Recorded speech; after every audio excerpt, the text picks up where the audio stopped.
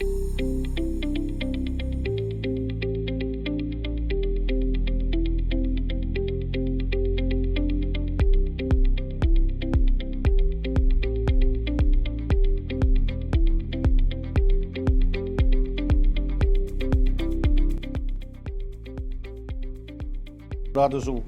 Delaro, welcome to a special edition COVID-19 Task Force update.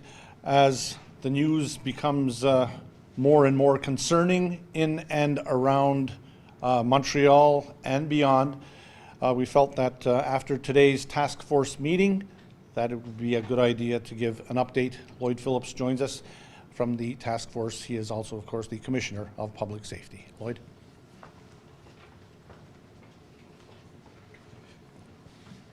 Thank you, Joe. Good afternoon, everybody. Thank you for joining us. I just wanted to have a brief update today following the task force meeting and some of the updates that were given and some of the information that we shared and some of the assessments that have been happening over the past few days. We felt that it was important to speak directly to the community, and Lisa will get into a little more of the actual details. But what I really want to relay to the community is that we are at a very critical time in the pandemic. I know people have been tired of hearing the word pandemic, or we're in a state of emergency. It's going on 10 months now, and even the term emergency had kind of lost some of its punch. Normally, you talk about emergency, you're able to see something tangible. But as we've seen the state of emergency continue, we're concerned that the community may be looking at this again and getting more complacent. And now certainly is not the time to become complacent. We are at a crucial time with the cases rising in the community, contacts rising in the community, the numbers outside the territory continuing to rise, and there's no sign of it stabilizing. All these elements are kind of aligning in almost like a perfect storm, where we can anticipate there will be increase in the number of cases after the holidays, and they could start rising even prior to. But we're looking down the road in a matter of days and weeks where the numbers could significantly rise, and that is certainly alarming for us to look at.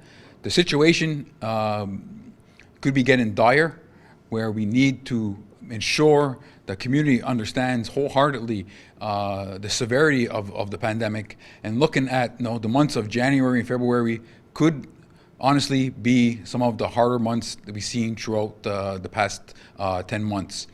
So we felt it important that we relay the information directly to the community, so that as things roll out, as new directives and new information and recommendations come forward, that you're certainly aware that things are not going in the direction in which everybody hoped it would go. So what we also wanted to relay is the fact that we know frontline workers are getting tired. It's been a long haul for all of them. The nurses and the physicians, the people working at the hospitals, the fire brigade, peacekeepers, and even members of the task force who have been out there on the front lines, and even people in the various business industries, and the cashiers and the gas attendants. Their whole lives have changed. Everybody's life has changed, and made it much more difficult. And we understand that, and we're asking people, we have to hang on. We have to be strong together. We have to get through the winter season, and we have to get through it as safely as we possibly can. But there are some areas that are very concerning, and I'll let Lisa expand upon that. And again, I just wanted to ensure the community takes the precautions seriously. Holiday season is here, and we need to do this safely. We're not trying to be the Grinch, as it was called once already, but we want to make sure people understand by the source of most of the spread of the virus has been through gatherings, person-to-person transmission. We have to look at this in a sense of being very strategic. People will ask, well, if the situation is getting dire and situation is going downhill, so to speak, then why are certain things allowed to be opened and why are certain things not closed? We want to be strategic. We learned a lot since last March, where everything was closed. Now we want to make sure, as we move forward, we address where the areas of concern are and be more strategic and be more concise if and when those certain measures got to be taken. If there needs to be some closures or modifications, we will be able to do that based upon the facts of the matter and not just simply have a blanket across the community. That helps everybody in terms of making sure people stay employed as long as possible, and making sure people can enjoy their holiday season as best as we possibly can. And again, we all remain safe moving into the new year. So with that, I'll leave it there, and I'll allow Lisa to come in. She has some more detailed information on this situation, and I'll leave it here. Now.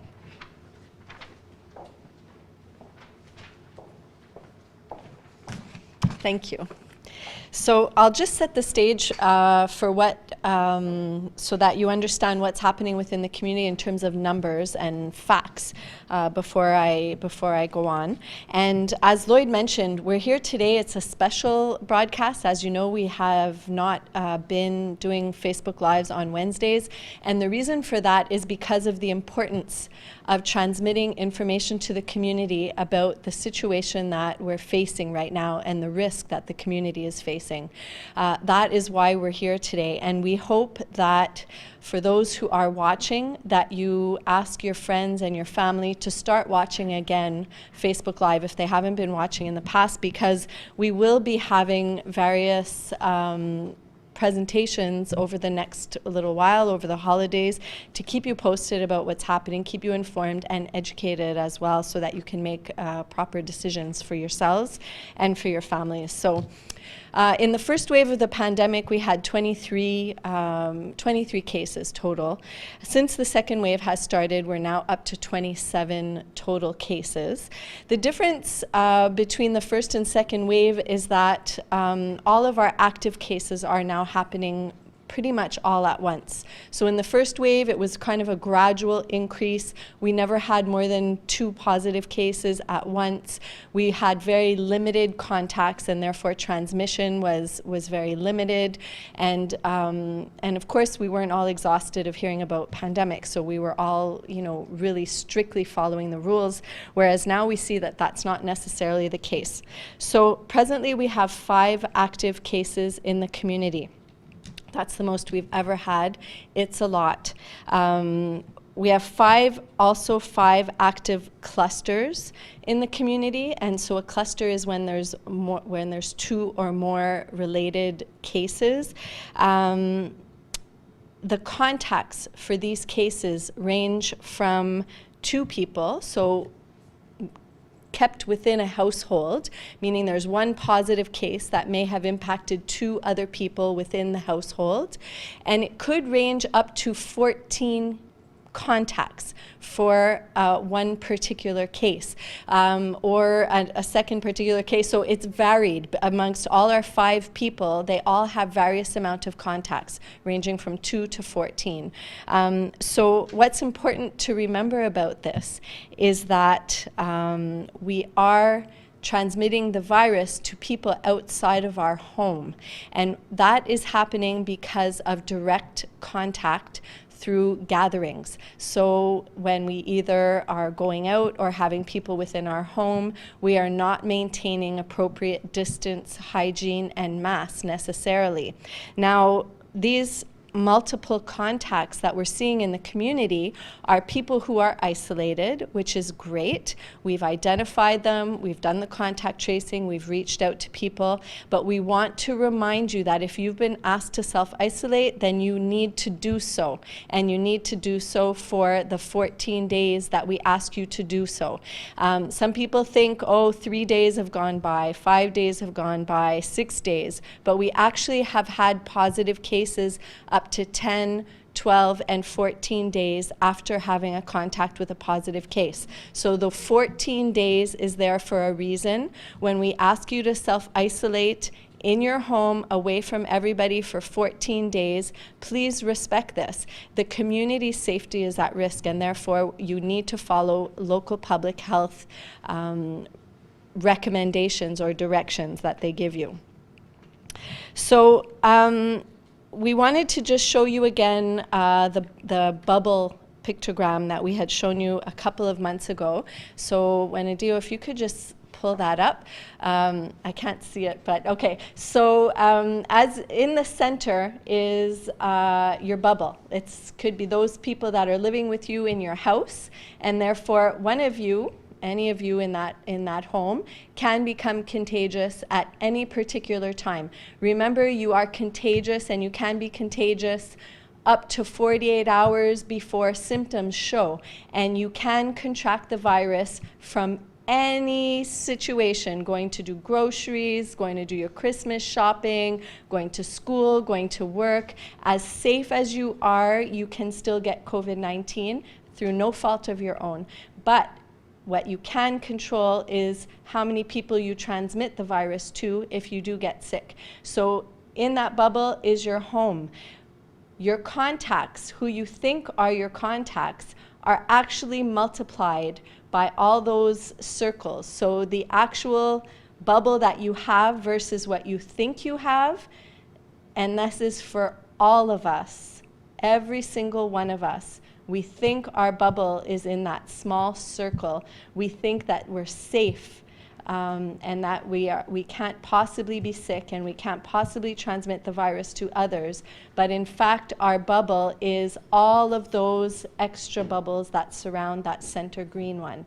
That is really important, because that one person that's in your bubble has contacts elsewhere that we have to consider and that we sometimes forget about.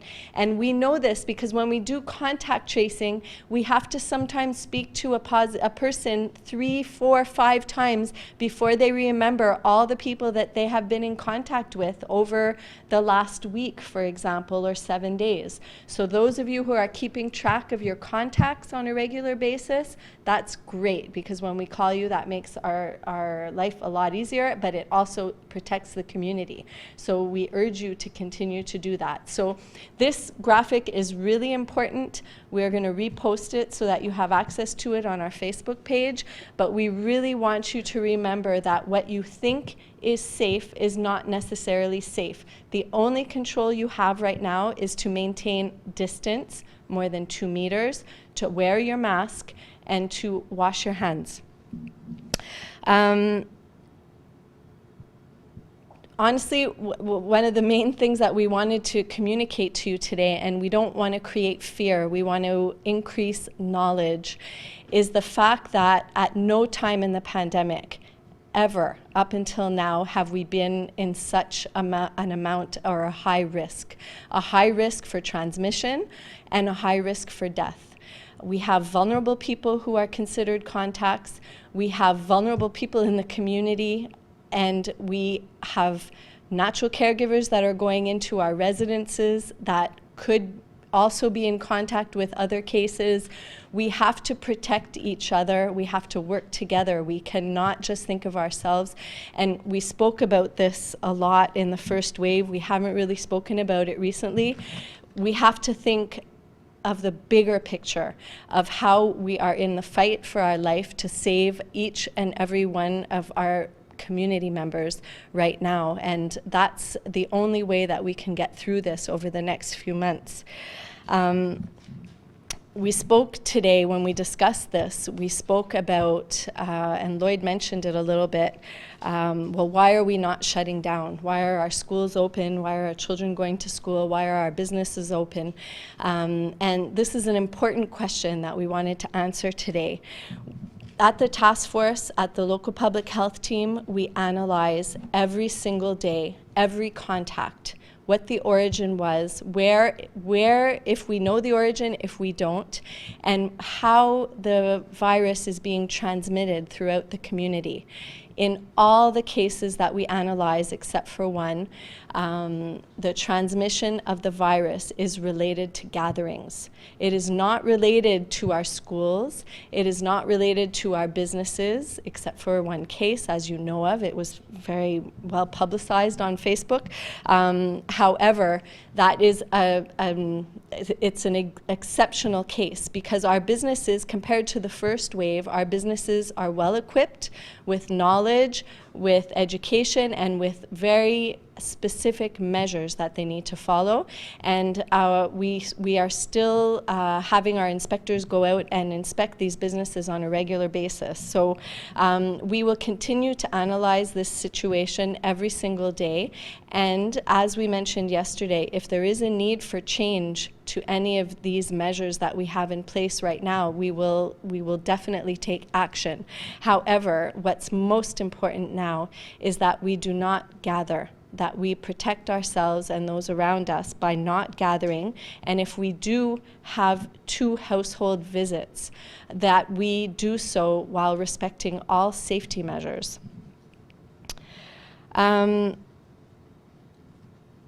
The last thing we wanted to talk about is, again, what we have control over. And as the holidays come to us, as the holidays come in the next coming weeks, we know that children will be home, they'll be wanting to see their friends, we're going to want to see our families, we're going to want to celebrate together. Please start thinking about different ways that you can do so. The task force still recommends that you celebrate with only your household. However, we know that that's not always possible, and therefore we are promoting or giving information about how to have 2 households visit each other in a safe manner. So we're going to pull up a graphic that was done by the communications team.